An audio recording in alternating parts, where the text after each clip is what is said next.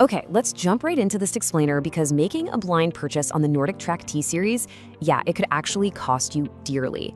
It's obviously one of the most popular names in home fitness, but there is a major catch that the marketing doesn't really make obvious. Let's dive in.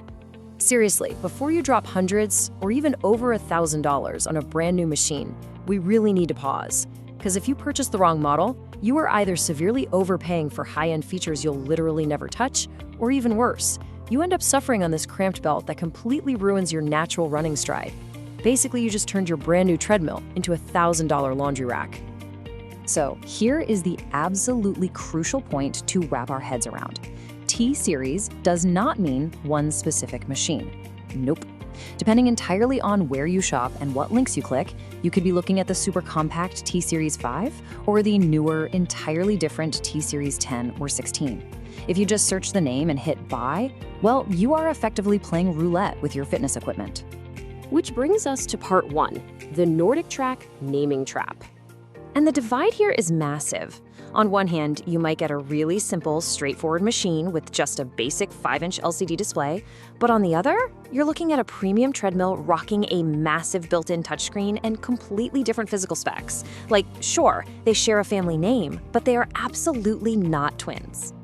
All right, moving to part 2, comparing the actual T Series models. Just look at the direct contrast in the running surface here. The T Series 5 has an 18 by 55-inch belt, but the T Series 10 and 16, they give you a much roomier 20 by 60-inch belt. If you are a taller runner with a long stride, that smaller T5 belt is going to feel incredibly cramped and restricted. Plus, you're looking at a huge difference in top speeds and the display setup, a basic LCD versus a full interactive touchscreen. Now, a smaller machine isn't automatically a bad thing, right? If you mostly walk or jog and you're tight on space, the T Series 5's compact footprint, coming in at about 68.3 inches long and 30.5 inches wide, is actually a major advantage. It's perfect for a bedroom or a small garage setup, but you absolutely have to grab a tape measure and check your room first. Visualizing the size difference side by side, you can really see the structural contrast. The 10 and 16 are just bigger, much more robust machines. That extra size and weight make them way safer and more comfortable choices for high-speed running. Meanwhile, the T5 remains the total king of compact convenience. Let's shift gears to part 3, the hidden iFIT cost. So NordicTrack plainly states that you need a paid iFIT Pro subscription and a Wi-Fi connection to unlock the full features on their current equipment. And yep, that membership automatically renews unless you cancel it in advance. What this means is your physical treadmill is deeply integrated into their digital training ecosystem. And while the base price of the T Series 5 might look like this incredible budget deal, often hovering right around the $599 mark at places like Best Buy, that initial price tag is definitely not the whole financial story. You have to factor in the ongoing cost of that iFIT subscription to actually get the full advertised experience. So here's the million-dollar question. Will you actually pay for iFIT? If you're not down for another auto-renewing monthly charge hitting your credit card, you really need to decide right now if you'll truly use this trainer-led guided system. Because otherwise, you're paying a premium for an ecosystem you'll completely ignore just to manually walk while watching Netflix. Okay, part 4, the honest pros and cons. Let's lay it all out.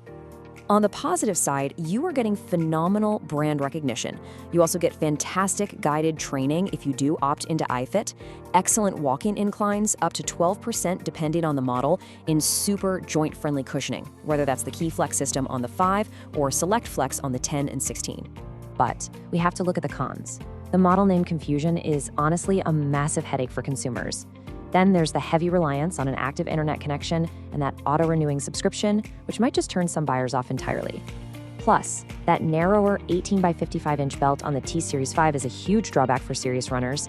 And lastly, the wild price variation means you've really got to stay vigilant when shopping around. Bringing it all home, part 5, the final verdict. Here is exactly how it breaks down. If you are a walker or a casual jogger looking to save some space, you should definitely check out the T Series 5. If you're a serious runner with a long stride or high-speed goals, you absolutely need to step up to the T Series 10 or 16. But if you are a subscription hater who just wants a basic manual machine with zero digital fuss, you should probably avoid this specific ecosystem entirely and look elsewhere.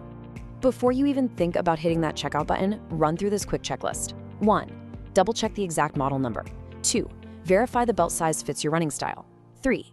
Grab a tape measure and actually measure your space and doorways. 4. Account for those sneaky iFIT costs. And 5. Read the warranty carefully, because the terms can vary wildly depending on your retailer.